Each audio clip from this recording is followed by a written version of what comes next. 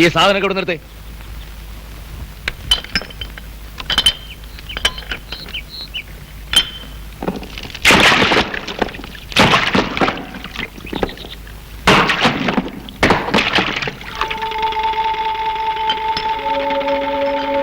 Inspector sir,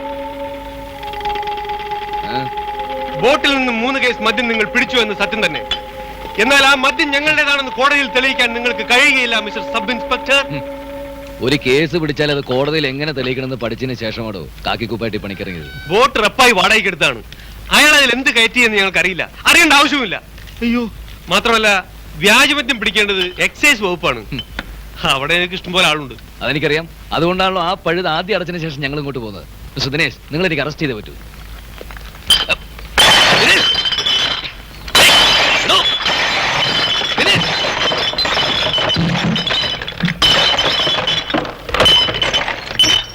എനിക്ക് കുപ്പിവലയെ നഷ്ടമുള്ളടാ. കാണട്ടെ നിന്റെ ഒരു തെളിവ്. വാടാ.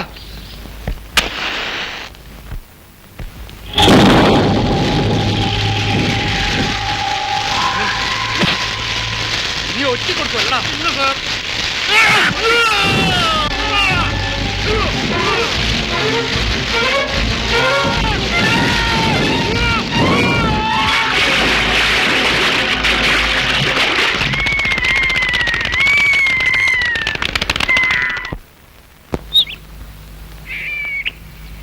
ഇത് ആഭ്യന്തരമന്ത്രിയാണ്. അലയാ, ഞാനാ ചാണ്ടിക്കുഞ്ഞ്. നീ അവിടെ ഇരുന്ന് എനിക്കിട്ട് ശരിക്ക് പണിയുന്നുണ്ടല്ലോ. ഇന്ന് കാലത്ത് പാർട്ടി സെക്രട്ടറിയാ എന്നെ വിളിച്ചുണർത്തിയത്. കുട്ടനാട്ടിലെ ക്രമസമാധാന നില തകർന്നെന്നും നിന്നെ സ്ഥലം മാറ്റാതെ രക്ഷയില്ലെന്ന് അയാൾ. നിന്റെ കാര്യത്തിൽ ഇടപെട്ടാൽ പാർട്ടിയുടെ ക്രമസമാധാന നില തകർക്കും എന്ന് ഞാനും.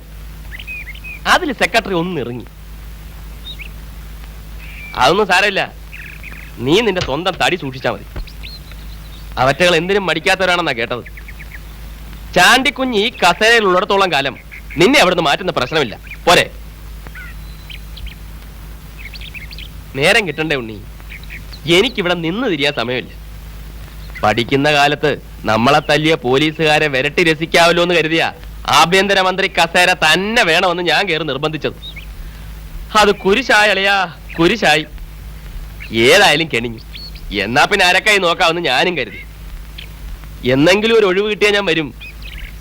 അല്ലെങ്കിൽ പിന്നെ എനിക്ക് അവിടെ എന്തെങ്കിലും ഔദ്യോഗിക പരിപാടി വേണം. എന്തെങ്കിലും മതി. വല്ല പൊതു കക്കൂസിന്റെ ഉദ്ഘാടനമായാലും മതി. വെക്കട്ടെ? ഓക്കെ.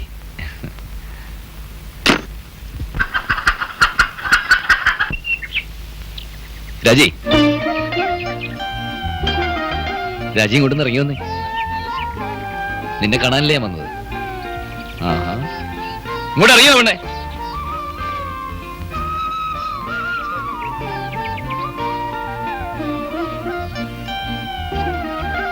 എന്നെ അത്രയ്ക്ക് പേടിയാണോ? പേടിക്കണ്ട, ഞാനൊരു പാവടി പെണ്ണ. എന്നെ ഇഷ്ടമല്ലേ?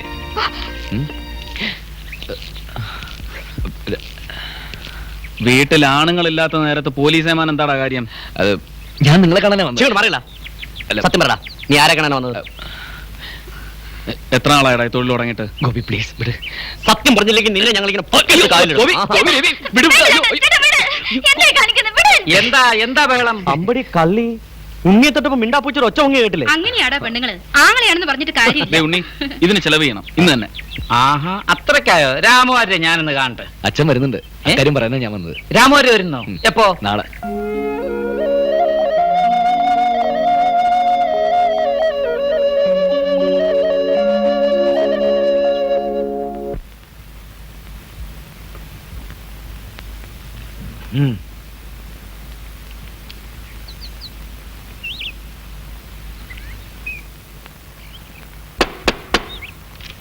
അകത്തേക്ക് വരാമോ?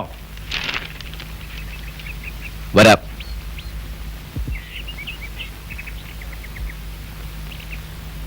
ഈ വാതിൽ ചാരുന്നതിൽ വിരോധമുണ്ടോ?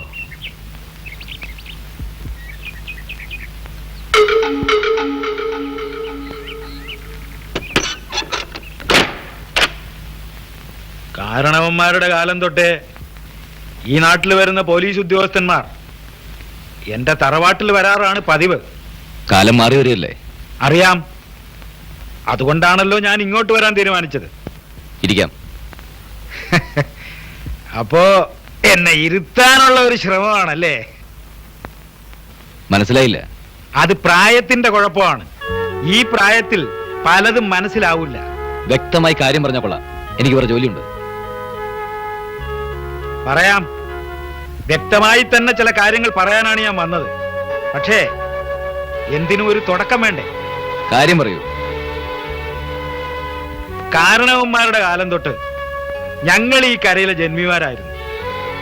ജന്മിത്വം അവസാനിപ്പിച്ച് ഭൂപരിഷ്കരണ നിയമം നിലവിൽ വന്നപ്പോ ഞങ്ങൾ കച്ചവടത്തിലേക്കും വ്യവസായത്തിലേക്കും കടന്നു. ഞാനായിട്ടാ അതെല്ലാം തുടങ്ങി വെച്ചത്. പറഞ്ഞു വരുന്നത് എന്താണെന്ന് വെച്ചാൽ, ഇന്ന് പല ബിസിനസ്സും ചെയ്താണ് ഞാനും എൻ്റെ മക്കളും ജീവിക്കുന്നത്. തേങ്ങ, വെളിച്ചെണ്ണ, കൊപ്ര, കയറ്, പണയ വ്യാപാരം, അങ്ങനെ പലതും. കൂടാതെ നെൽകൃഷി. ഇതൊക്കെ എനിക്ക് അറിയാവുന്ന കാര്യങ്ങളാണല്ലോ. ഓ, നന്നായി. ഈ ബിസിനസ് എല്ലാം നേരാമണ്ണം നടത്തിക്കൊണ്ടു പോകണമെങ്കിൽ നിങ്ങൾ പോലീസ് ഉദ്യോഗസ്ഥന്മാരുടെ നിർലോഭമായ സഹായ സഹകരണങ്ങൾ ഞങ്ങൾക്ക് കൂടിയേ തീരൂ. അങ്ങനെ നിർബന്ധിക്കരുത്. വേണ്ട, ഞങ്ങളുടെ വഴി മുടക്കാതിരുന്നാ മതി. നക്കാപ്പിച്ച വാങ്ങിക്കുന്നവർ എരപ്പാളിയല്ല താൻ എന്നെനിക്ക് മനസ്സിലായി. അതുകൊണ്ടാണ് എനിക്ക് തന്നോട് ബഹുമാനം. എന്താ തന്റെ ലക്ഷ്യം? പണമാണോ? ഉദ്യോഗക്കയറ്റമാണോ? അതോ ഇനി മറ്റു വല്ല വിഷയമുണ്ടോ? എന്ത് തന്നെ ആയാലും ഈ മാധവ പണിക്കർക്ക് നിഷ്പ്രയാസം സാധിച്ചു തരാവുന്നതേ ഉള്ളൂ. പറഞ്ഞോ? നിർത്തോ. വീട്ടിൽ വന്ന് കയറിയ ഒരാളെ ഇറക്കി വിടുന്നത് എന്റെ മര്യാദയ്ക്ക് ചേർന്നതല്ല. പക്ഷെ തന്നെ പോലത്തെ ഒരു ചെറ്റയോട് മര്യാദ ആവശ്യമില്ല. ഇറങ്ങിപ്പോളൂ. ഉടക്കാൻ നിൽക്കണ്ട ചക്കനെ. ഏതവനായാലും എതിർക്കുന്നവനെ കായലി കെട്ടിത്താഴ്ത്തുന്ന പാരമ്പര്യം മേമന തറവാട്ടുകാർക്കുണ്ട്.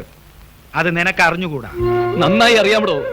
ഈ കായലിൽ മുങ്ങിത്തപ്പിയ താൻ കൊന്നു തള്ളിയവരുടെ കൂട്ടത്തിൽ ഒരു പാവം വാരസ്യരുടെ അസ്ഥികൂടവും കാണും. എന്റെ അമ്മയുടെ ഈ കായലോരത്ത് കൂടിയ താൻ തല്ലി ഒടിച്ച കാലും വലിച്ച് എന്നെയും കൊണ്ട് എന്റെ അച്ഛൻ ഓടിപ്പോയത്. തന്റെ പാരമ്പര്യം എന്നേക്കാൾ നന്നായി അറിയാവുന്ന ആരുണ്ടോ? അവൻ പറഞ്ഞത് ശരിയാടോ പണിക്കരെ? രാമവാര്യർ, താൻ എന്റെ പേര് മറന്നില്ല. ചത്തില്ലടോ പണിക്കരെ, ഞാൻ ചത്തില്ല. എനിക്ക് അങ്ങനെ അങ്ങ് ചാകാൻ പറ്റുമോ? പണ്ട് താൻ എന്നെ തല്ലി ഓടിച്ച വരമ്പിക്കൂടെ നാട്ടുകാര് മുഴുവൻ സാക്ഷി നിൽക്കേ തന്റെ കയ്യിൽ ആമം വെച്ച് എന്റെ മോൻ കൊണ്ടുപോകുന്ന എനിക്ക് കാണണം. അതിന് മാത്രമാണോ ഞാൻ ജീവിച്ചിരിക്കുന്നേ? ഇപ്പൊ എന്റെ ലക്ഷ്യം അങ്ങൊന്നിന് മനസ്സിലായി കാണുമല്ലോ. ഇറങ്ങിപ്പോടോ.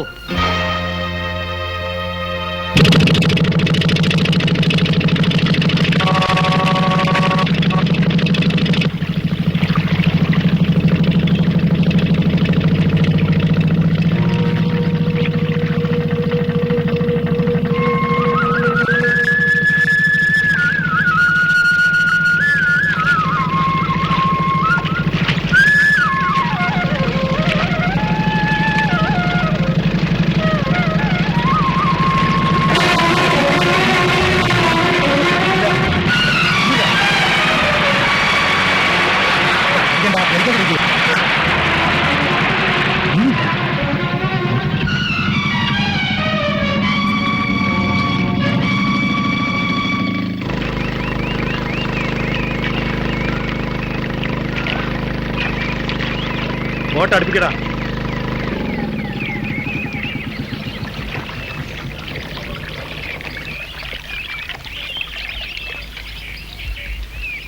രാമവാര്യരുടെ ഭാര്യയാണല്ലേ? വാരസ്യാർ. വാരനില്ലായിരിക്കും. ഞാനിവിടെ അല്ല, ആര്? മാധവപ്പണി എത്തിയോ?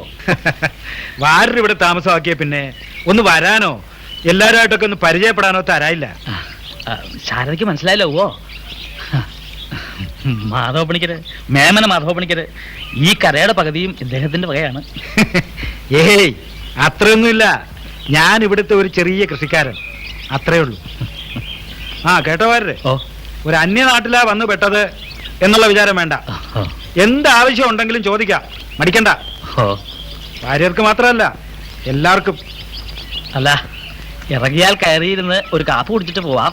ഇപ്പൊ വേണ്ട, ഇനിയും വരാലോ. വിട്ടോളൂ.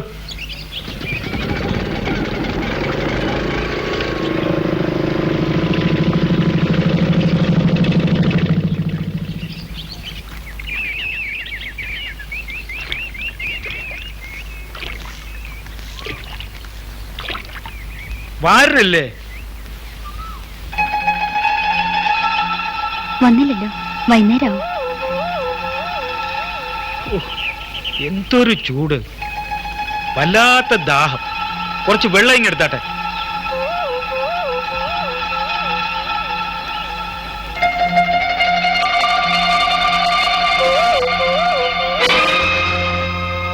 പുറത്തിരിക്കുന്നത് ആരും കാണണ്ടെന്ന് കരുതി ഏറെ നാളായി മോഹിക്കുന്നു. ഇപ്പോഴാ ഒരു അവസരം കിട്ടിയത്.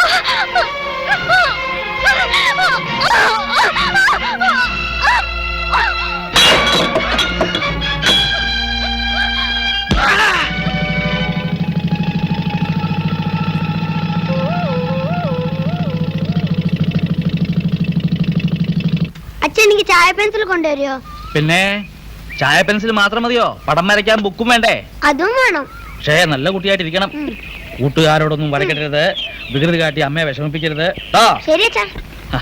ശാരദ വേഗം ആട്ടെ, നേരം വൈകി. ഇന്നെന്താ ഒക്കെ പതുക്കെയാണല്ലോ.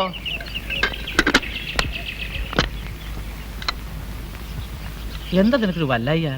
സുഖല്ലേ? ഒന്നുമില്ല.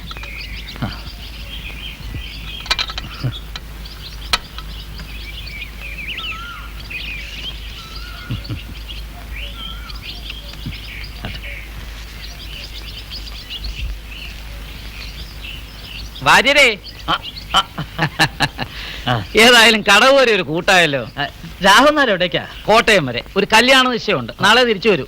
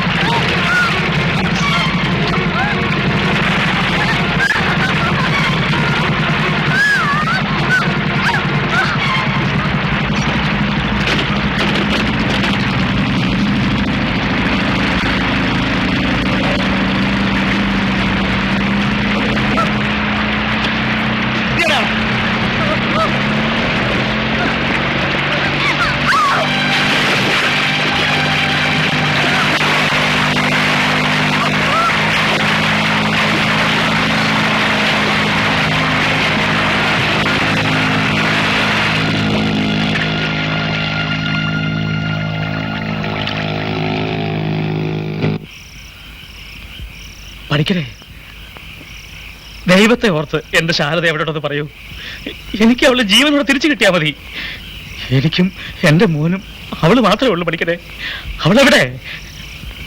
തന്റെ പെണ്ണും പിള്ള ആരുടെ കൂടെ ഇറങ്ങിപ്പോയെന്ന് എനിക്കെങ്ങനെ അറിയാം? താൻ പോയി തിരക്ക്, വേണമെങ്കിൽ 10 ആളെ കൂടെ വിട്ടുവരാം. പഠിക്കണേ, നിങ്ങളും കൂട്ടരും ചേർന്നാണ് അവളെ പൊക്കിയെടുത്ത് ബോട്ടിലിട്ട് കൊണ്ടുപോയത്. ആണോ? എന്നിട്ട് അവൾ എവിടെയെന്ന് അറിയാനാ ഞാൻ വന്നത്. അതറിഞ്ഞിട്ട് ഞാൻ പോവും. എന്നിട്ട് ഞാൻ വിടൂ.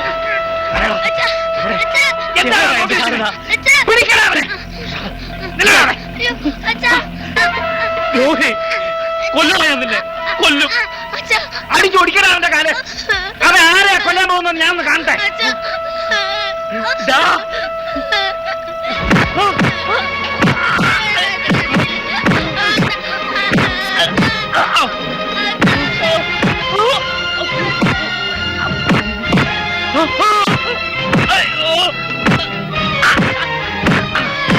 ഈ രാത്രി തന്നെ ഈ ചെക്കനെ കൊണ്ട് നീ നാട് വിട്ടില്ലെങ്കിൽ രണ്ടിനെ ഞാൻ കാല് കെട്ടിതാ.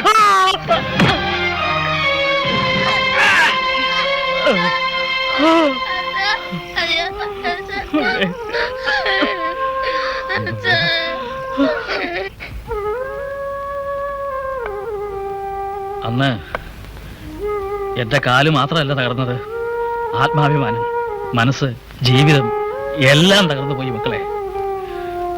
അന്ന് മുതൽ ഈ ഊന്നുവടിയുടെ ഒറ്റ ബലത്തിലാ രാഘവൻ നായരെ ഇത്രയും ദൂരം നടന്നെത്തിയത്.